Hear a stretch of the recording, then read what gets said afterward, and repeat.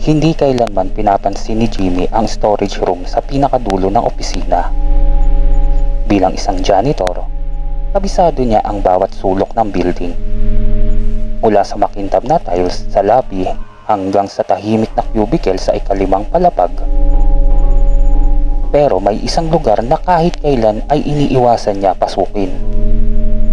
Ang storage room.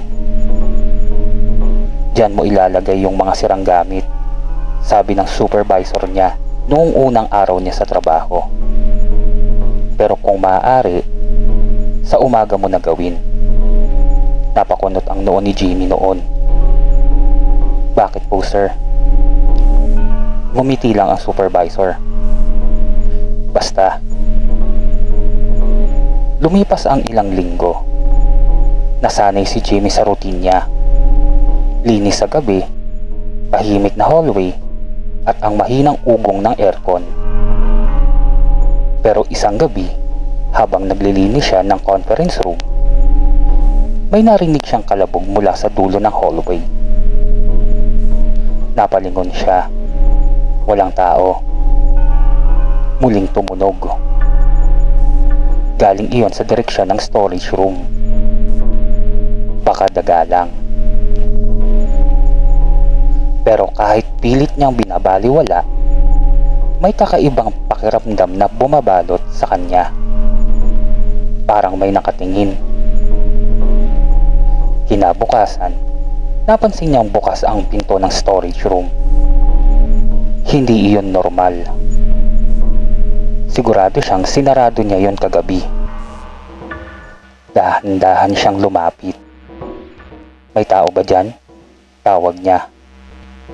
Walang sumagot. Pagbukas niya ng pinto, bumugan sa kanya ang tambak na lumang upuan, sirang computer at kahon ng dokumento. Normal lang sa unang tingin. Pero may napansin siya. May isang kahon na nakalabas. Parang may kumuha o naghalungkat. Nilapitan niya iyon. Pagbukas niya, puro lumang ID ang laman. Mga empleyado. Pero lahat ng ID may marka. Parang nasunog ang mukha ng mga tao sa litrato. Napaatras si Jimmy. Anong klaseng trip to? Biglang sumara ang pinto sa likod niya.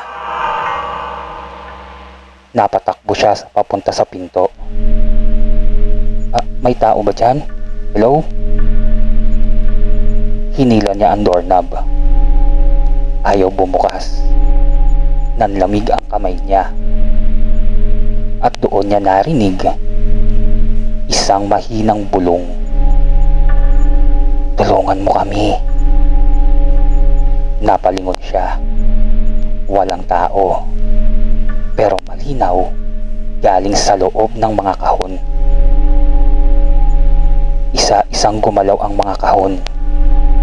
Dahan-dahan. Parang may humihinga sa loob.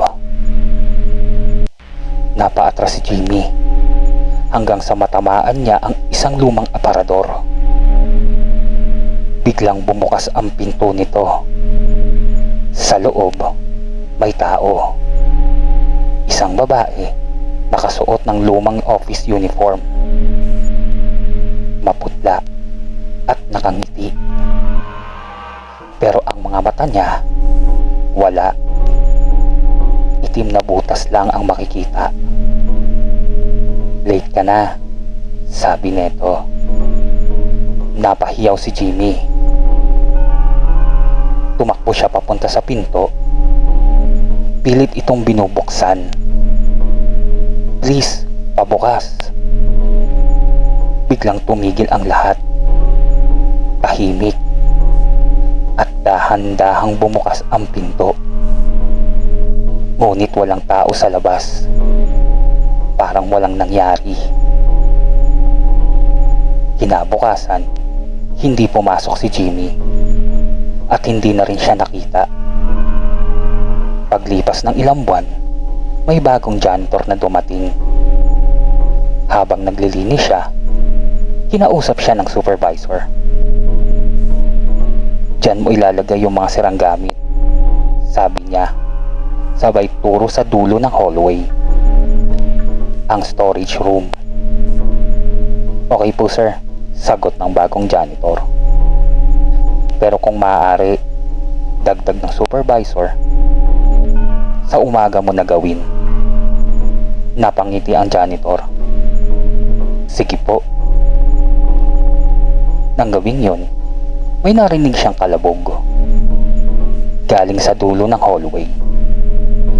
Lumapit siya at doon niya nakita bahagyang nakabukas ang pinto ng storage room.